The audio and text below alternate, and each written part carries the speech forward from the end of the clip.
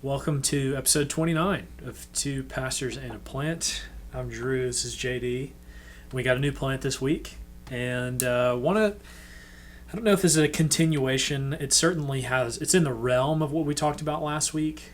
And there's a few layers to this question, but I'll start off here. I was on Twitter, which the show's not starting off great because this is where I'm getting my information, is Twitter.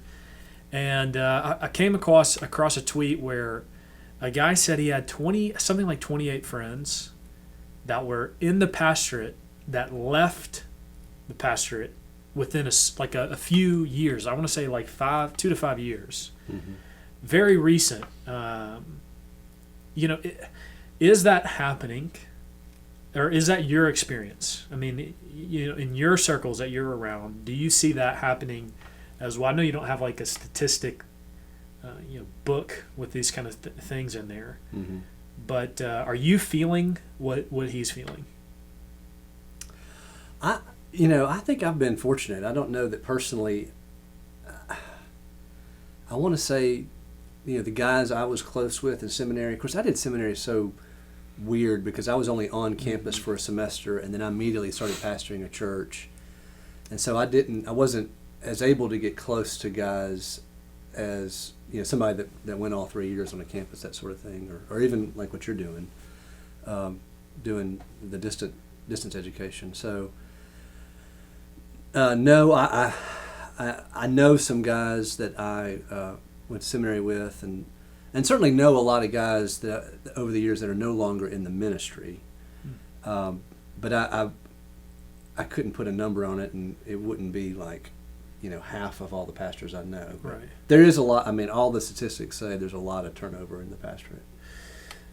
I mean, I'm a little skeptical because to have 28 friends in ministry, I mean, that's a lot. To have 28 friends. Yeah, that's a lot. To me, it's a lot. So, I mean, people you could legitimately call friends you can find. I mean, acquaintances yes. maybe. Yeah.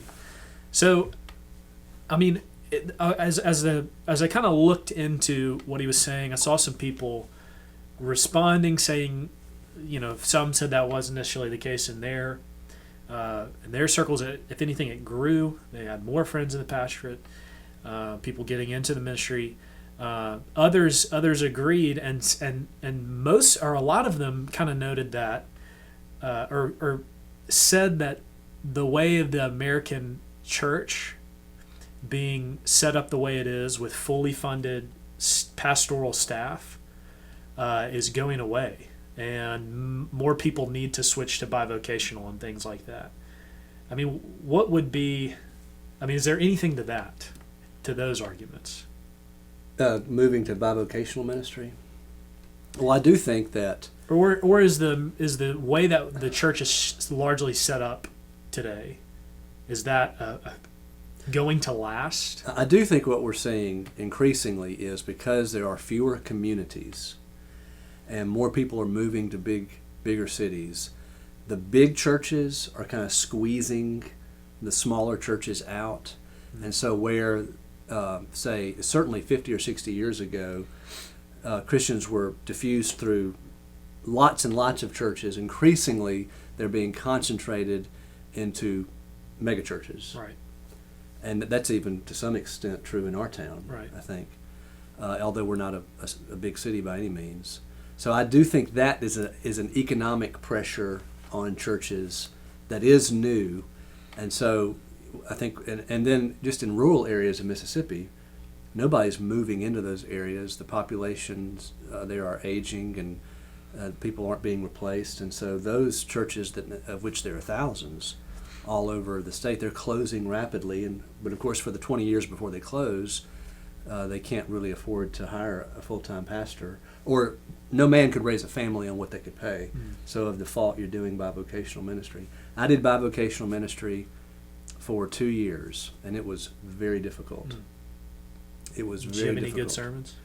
No, I've not reused a single one of them. That was also my first 2 years in the ministry, right. But it was very difficult to turn off, for me anyway, turn off the pastor switch, which meant a lot of studying, a lot of meeting with people, and turn on the lawyer switch. That's what I was doing, and then go back and turn that off and turn back on the study switch and get ready for a sermon. That was challenging. What I wish churches would do is, the circuit system that Methodists used to be famous for, where a pastor could serve 2 or 3 congregations and just give himself full time to the ministry. I think that would be easier than trying to find a job and work at 25, 30 hours a week and then try to squeeze in 15 or 20 hours a week at the church. That's just, I don't think that's ideal, but I know men do it. I don't want to get into all the reasons why this might be a trend, even if it is, why maybe he saw these people leaving, whatever. But I do know, I'm just going to guess like one reason. I mean, it's a difficult job, and people can easily get burnt out. People can demand a lot from their pastor, and it's not just that. I mean, the pastor can put a lot on himself. So what do you do to avoid burnout? And I mean, I'm not saying that you don't ever have thoughts, but I mean, to avoid the burnout, getting to the place where you just can't do it anymore.